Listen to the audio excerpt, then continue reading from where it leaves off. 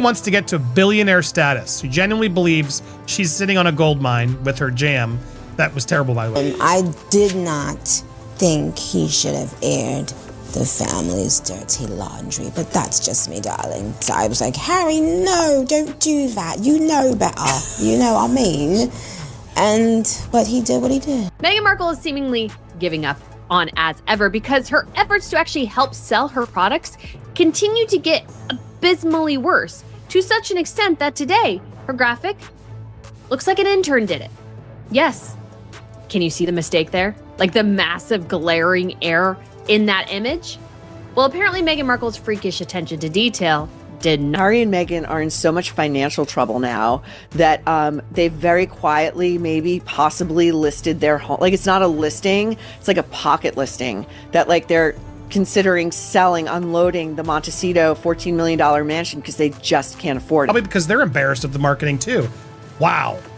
Unreal how bad this all is. This is clearly a hatchet job by Meghan herself, and it shows that the effort and energy she put into it as ever is officially dead. Like her, lizards in human form will stop at nothing, as you said, to get some attention. Just when you think she can't, she's always attempting to spin her epic losses as major wins, and you can't fool us anymore. Number one, I think she's sort of starting to lose interest as the brand isn't doing well. I think she's kind of like, I don't want to take the time. I just want to get this out. I just want to get this sold. And I get it, but like she wants to apparently run a multi-million-dollar, if not billion-dollar empire, and she ain't going to do it like this. Meghan Markle's As Ever rollout is starting to look like it's running on fumes. The branding is getting sloppier, the visuals feel rushed, and even basic design errors are slipping through. Exactly the kind of mistake a serious, well-funded operation wouldn't make. And that's the real issue. Netflix headquarters is overflowing with Meghan Markle's jam. And Prince Harry is warning Meghan Markle, we can't afford. If there's supposedly major backing and big resources behind this brand, why does everything still look like a last-minute intern project? The pattern is hard to ignore. The more the brand underperforms, the less care seems to go into it. Instead of tightening execution, the content looks like it's being pushed out just to be done. But you can't build a multi-million or billion-dollar empire with half-effort marketing and DIY visuals. If anything, the quality drop makes it feel like the project is already being abandoned. Behind the scenes, the situation sounds even worse. It's so bad, they are literally giving it away. Staff are helping themselves to free As Ever products as the streamer's Los Angeles offices are filled with Meghan Markle's wares. Reports claim Netflix storage areas are packed with unsold product, so much that staff are allegedly taking it home in bulk. That's a brutal contrast to the sold-out instantly narrative. And yet, while inventory is supposedly being cleared out like leftover freebies, Meghan is described as planning an ambitious international expansion, while Harry, reportedly, is warning that they simply can't afford to keep scaling a strategy that isn't working. This is why I think she's a sociopath. And by that, I mean, I really think, just my opinion, she is a psycho. Before you can understand why the warehouse story matters, you have to look at how this was staged from the start. The launch wasn't casual, it was engineered. Carefully curated imagery, influencer seed jars, handwritten style notes, and a sleek website pitching an entire lifestyle universe. The message was clear. This wasn't just jam. This was status, aspiration, and Meghan as the brand itself. And the mediocre doesn't stop there. We also have this random picture, and I'll have to say the Sidley twins were quite smart because one of them photoshopped the It character in the background, Pennywise. But I look at this picture, and again, what's the message here? Like, you know, you're selling romance in your text, but this looks like a crazy. There's a rule in business that never changes. Marketing can't rescue a weak product or a broken strategy. And when the presentation starts looking rushed and patched together, it usually means pressure is building behind the curtain. If the brand were thriving, the execution would look confident. Instead, the messy rollout suggests the opposite. Something is slipping, and the person steering it knows it. The simplest explanation is often the right one. The brand is failing, and the cracks are starting to show. A reported website glitch exposed what insiders allegedly already knew. She is blind as a bat when it comes to business. Whether you're celebrating someone special or treating yourself, this bundle makes it simple to give something memorable, no wrapping required. I mean, again, I just do not see the appeal here. And the messaging is just so Large amounts of unsold inventory sitting in the system. Instead of scarcity, it looked like backlog, jam, candles, and other items piling up. And if the story is true that employees are encouraged to take products freely, that doesn't signal exclusive demand. It signals, please get this out of here. 2 storage rooms worth of samples isn't a promo strategy. It's damage control with a label on it. When a company known for managing its image refuses to comment, silence becomes part of the story. And the attempted explanation, it's just gifting inventory, falls apart the moment staff are walking out with armfuls. At that point, it's not marketing.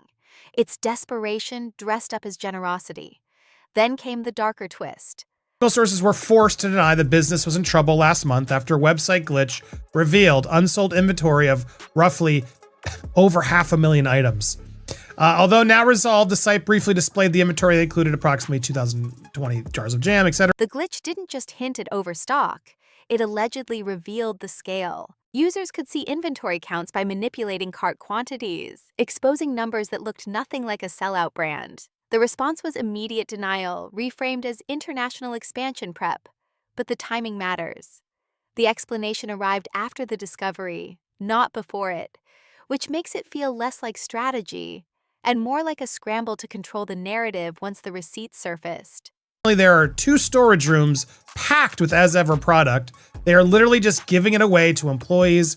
One staffer walked out with 10 products for free. So the next question isn't, why is Netflix storing this? It's why the product isn't moving at all. Because the warehouse is just a symptom. The real problem is the business model underneath it. Start with the bundles, because they reveal the mindset. A bundle is supposed to reward the buyer. More items, better value. But if the bundle costs the exact same as buying everything separately, or even more, then it isn't a deal, it's a trap. And when online users can do the math in seconds, pricing games don't just fail, they damage credibility. gosh, that's just because when you're saying it's all about gifting, what you're saying is basically your stuff's not good, it's only good to gift. If that makes sense. I feel like it's kind of like a fruitcake. You make a fruitcake to give away the fruitcake. You're not making the fruitcake because you want to keep the fruitcake. Quietly adjusting the price afterward doesn't undo the message it sent. The strategy wasn't thought through. Then there's the marketing execution, where things turn from questionable to outright amateur. A Valentine's promo image was meant to look elegant and limited edition, but the composition, spacing, and readability didn't communicate luxury at all. When visuals look cut and paste, when balance is off, when the layout feels homemade, people don't see premium. They see a brand trying to cosplay premium without doing the work. But the biggest failure isn't the design, it's the positioning. The campaign tried to sell jam as romance. That's a mismatch with how people actually buy Valentine's gifts. The copy talked about effortless romance and sweet gestures, but the product category reality is brutal. Back to this creepy balloon picture. Again, what's the message here? You're supposed to be selling romance and you're by yourself hanging onto a pile of balloons with one of your spreads hanging off from the end of it. Right? You wearing red shoes doesn't make it Valentine's Day, or having red balloons doesn't make it Valentine's Day. This is dumb. Most buyers aren't looking for preserves as a signal of desire or intimacy. The smarter play would have been to frame these as friendship gifts, mother-daughter treats, or Galentine's-style bundles, an angle that fits the product naturally. Instead, the brand forced a fantasy that consumers didn't share, and sales reportedly reflected that disconnect. Now we reach the most surreal part. Despite all the warning signs, Meghan is described as doubling down. The belief isn't just that the brand can recover, it's that this is the moment to go global, with a special focus on the UK. That's not a small next step. That's an expensive, high-risk escalation at the exact moment the foundation appears unstable. Meghan's boasting a Valentine's Day package, including chocolate, strawberry, raspberry spread, candle featuring the scent of a water lotus, sandalwood, and California poppy. And it's all for only $185, folks. Who's going to line up to buy that as ever Valentine thing? And the UK isn't a blank canvas. It's a mature market with existing legacy competitors, including King Charles's long-running organic brand, which already sells high-quality jams and related products with built-in trust and a charity mission.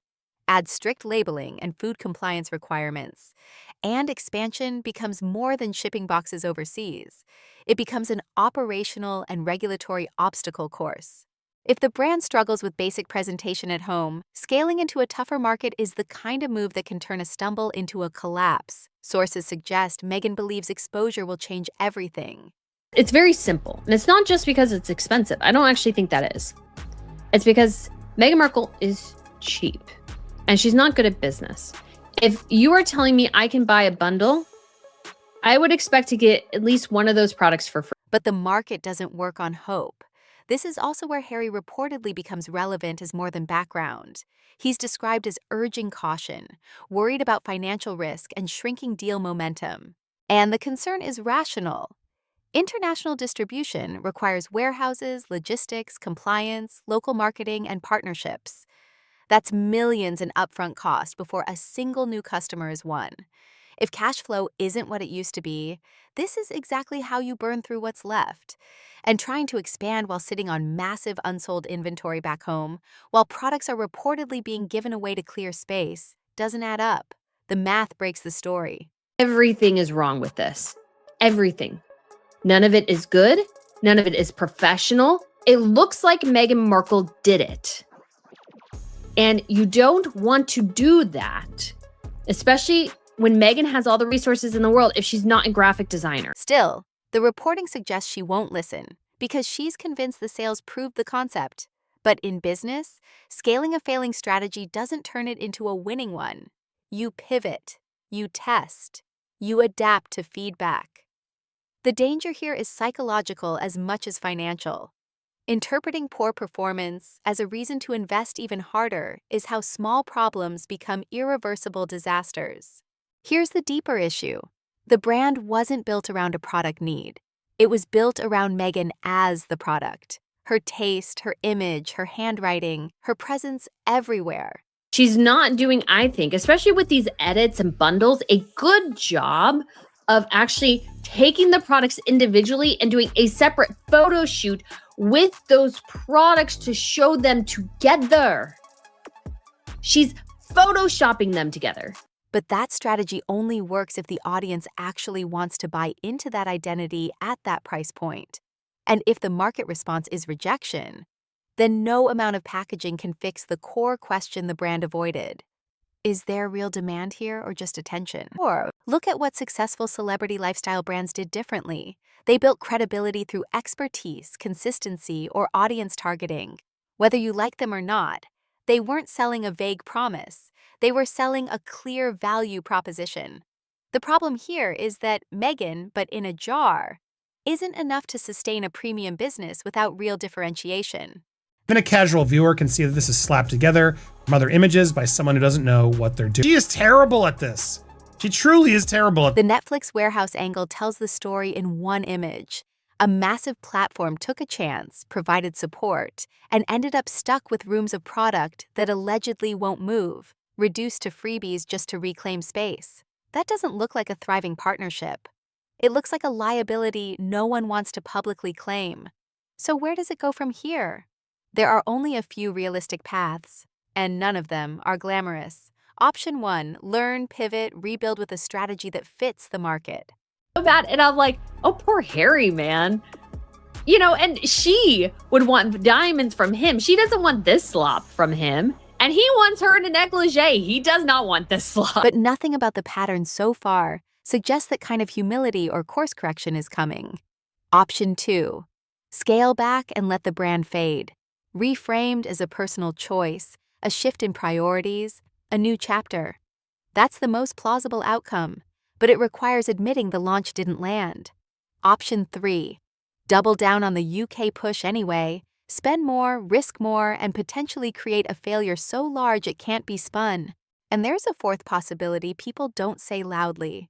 Well, I think he should go home. Yes, I agree with that. I don't agree with everything she says all the time, but I agree with this. Take them back, UK. Netflix may quietly distance itself altogether.